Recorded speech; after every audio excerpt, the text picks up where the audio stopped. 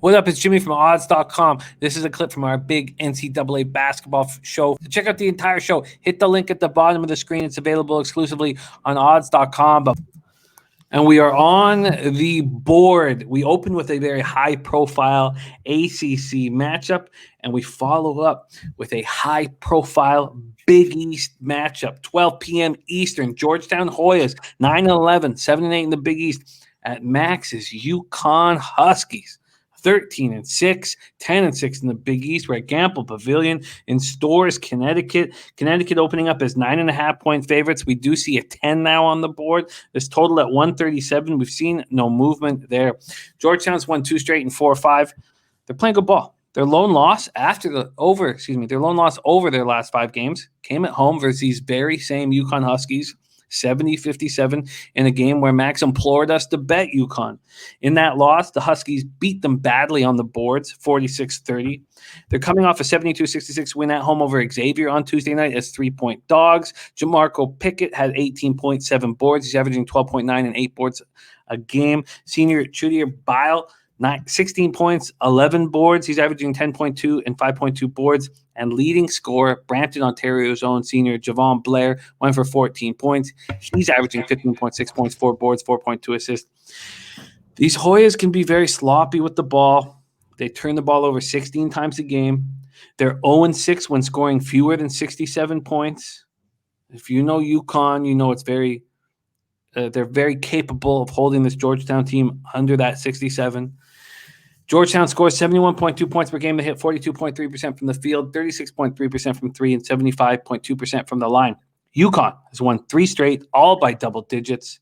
They've won 5 of their last 6. They're coming off a 69-58 win at Seton Hall on Wednesday. Isaiah Whaley, 17 points, 10 boards. Adama Sanogo, 16 points, 9 boards. Leading scorer James Bouknight went for 16 and 6. He's averaging 20.1 on the season.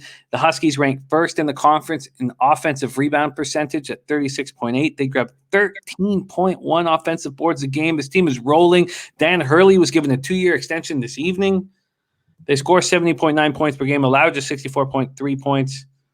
They hit 43.6 from the field, 33.8 from 3, 72.3 from the line. But it's not their shooting that has led them to earning a berth in the tourney.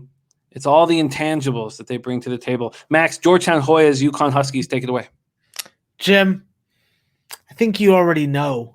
UConn, baby, UConn. It's all UConn, Jim. You know what? Normally, I don't really get too excited about a player getting injured, but Colin Gillespie getting injured at this time of year really does help UConn's bottom line, because with him in the lineup, it makes it that much more difficult for them to dethrone them of this Big East tournament. And I think that when it comes down to it, this UConn team has a goal. They have a mission. They are focused on the task at hand, one game at a time, one opponent at a time. Respect everybody. Play your hardest. Bring your best for 40 minutes. And RJ Cole, that's on you, bro. You're doing it. You're killing it. You're bringing the offense. You're getting vocal. You're owning that offense. And it just makes it so much easier for everybody else to get going. I think that with this UConn team, we have to note that normally UConn's hitting some threes. And in that game against Georgetown, where they beat them by 13, they went 2 for 11 from 3-point range.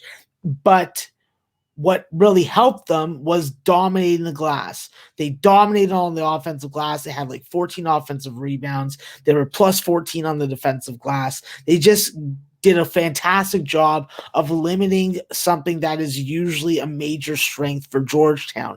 And that's going to have to repeat itself this time around. When you look at this UConn team, they're very good at guarding you closely on the 3-point line without fouling. And if they're able to do that against the likes of Donald Carey and Javon Blair and Dante Harris, yeah, we're going to see a similar type result.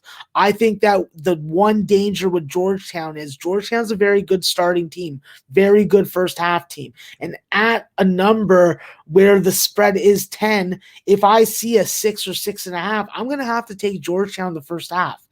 I think that UConn is a better second half adjustment team. I think that the coaching quality from Patrick Ewing to Coach Hurley is exponential. And I do think that's where the difference is going to be. This is a UConn team that is deep. They can play multiple different lineups against you. They can play small. They can play big. They can play where they just clear it out and clear it for either Tyrese or James to go to the rim or pull up for an inside the arc Jimmy.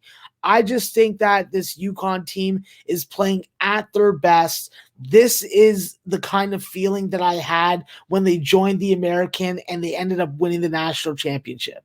Okay, I know I'm a UConn fan, but this is what this program has been able to do.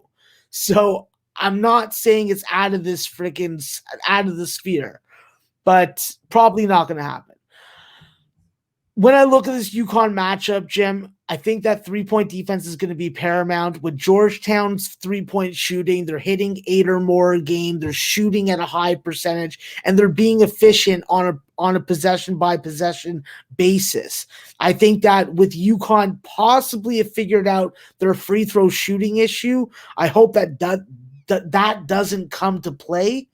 But if they can win with defense, they can take the ball away from Georgetown, and they can condense their defense when Wahab gets the ball on the low block or in the paint area. I don't see what really is going to change. I think that UConn is the spot for me full game. You're going to lock me in. And if we see a 6.5 or higher, we're taking Georgetown first half as an official show pick as well. Very, very interesting breakdown. By the way, at Bet365 right now, UConn 80-1 to win the national championship. Possible first half on Georgetown, but we have books that have moved this to 10.5. FanDuel still at 9.5, as is Bet365, but BetMGM's moved it to 10.5. Circa's moved it to 10. Minus 9.5 at minus 110 available at FanDuel. Max, just from my own personal gambling, what do you think of this total that hasn't moved at 137?